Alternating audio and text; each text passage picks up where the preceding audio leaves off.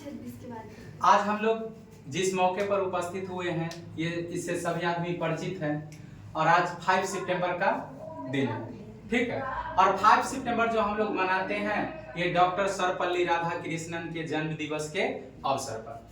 अगर इनका थोड़ा अगर जो बचपन कहाँ गुजरा और इनका बैकग्राउंड क्या था इसको हम लोग थोड़ा अगर जानने का कोशिश करेंगे तो वर्तमान आपका जो उस समय मद्रास था, जो इसको वर्तमान में तमिलनाडु के नाम से जाना जाता है, उस तमिलनाडु में इनका 5 सितंबर 1888 ईस्वी को इनका जन्म एक मतलब ब्राह्मण परिवार में हुआ था, ठीक है।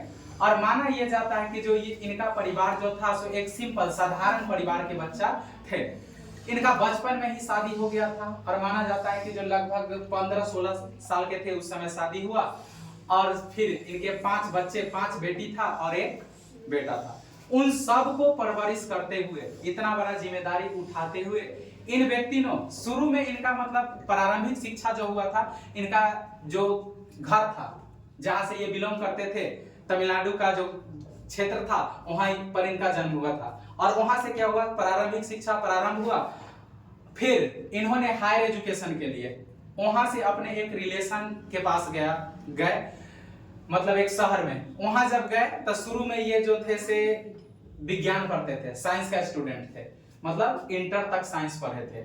लेकिन बाद में हुआ क्या कि जब वहां पर गए तो वहां पर एक प्रोफेसर से ये मिले और वो प्रोफेसर जो थे से दर्शन शास्त्र के प्रोफेसर थे। तो उनके यहाँ ही देखे तो वेदांत दर्शन का इनको एक बुक मिला, उनके यहाँ देखे तो बुक लेके ये वहीं पर पढ़े और पढ़ने के बाद ये जो थे से उससे बहुत ज्यादा प्रेरित हो गए और साइंस के तरफ से वो बढ़ के किधर की तरफ चले गए, दर्शन के तरफ। फिर इन्होंने ग्रेजुएशन में दर्शन शास्त्र पढ़ा, फिर जब एमए किया, मास्टर ऑफ आर्ट किया, उसमें इन्होंने दर्शन शास्त्र पढ़ा और उसके बाद माना जाता है कि जो मद्रास के ही एक कॉलेज था प्रेसिडेंसी कॉलेज, उस कॉलेज में इन्होंने वहीं से मास्टर किया और वहीं पे पर ही मतलब गेस्ट टीचर के रूप में, असिस्टेंट प्रोफेसर के रूप में पढ़ाना करियर इनका वहां पर से शुरू हो गया। फिर वहां पर इन्होंने 1918 में वहां से करियर शुरू किया।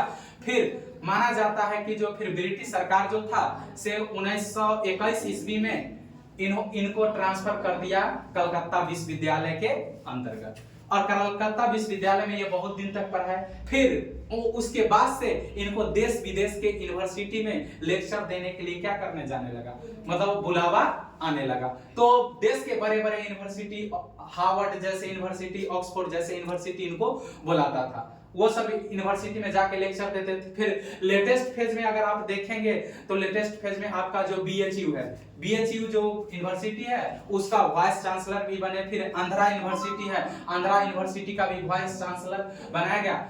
और जब माना जाता है कि जो स्वतंत्र भारत के प्रथम उपराष्ट्रपति, स्वतंत्र भारत के प्रथम उपराष्ट्रपति, इनको 1952 ईस्वी में स्वतंत्र भारत का प्रथम उपराष्ट्रपति बनाया गया और इन्होंने 1952 से लेके 1962 तक उपराष्ट्रपति के तौर पर काम किए, ठीक है। और 1962 में इन्होंने द्वितीय भारत का दूसरा क्या बने, राष्ट्रपति बने। फिर 62 से 67 देखेंगे तो इनका कार्यकाल क्या चीज का रहा, देश में राष्ट्रपति का रहा 67 तक। इस काल में उन्होंने बहुत देश को बहुत संकट से बचाया, क्योंकि आपको पता है जो 61 में भी युद्ध हुआ था किसके साथ, चीन के साथ, और 65 में युद्ध हो गया, 62 में 61 में चीन के साथ, 62 में चीन के साथ युद्ध हुआ। फिर आप देखेंगे 65 में युद्ध हो गया किसके साथ, पाकिस्तान के साथ। और इस टाइम आवर में देखेंगे तो दो प्रधानमंत्री का भी क्या हुआ, मृत्यु हुआ। ये भी अपने आप में देश के लिए क्या था, चिंता का विषय था। इस सारे समस्या को झेलते हुए फिर सबसे जब इनका लेटेस्ट फेज आया, जब राष्ट्रपति से रिटायर हुए, तब फिर ये पूरी तरह से सामाजिक कार्य में क्या हो गए, लिप्त हो गए और सामाजिक कार्य में लिप्त हो गए और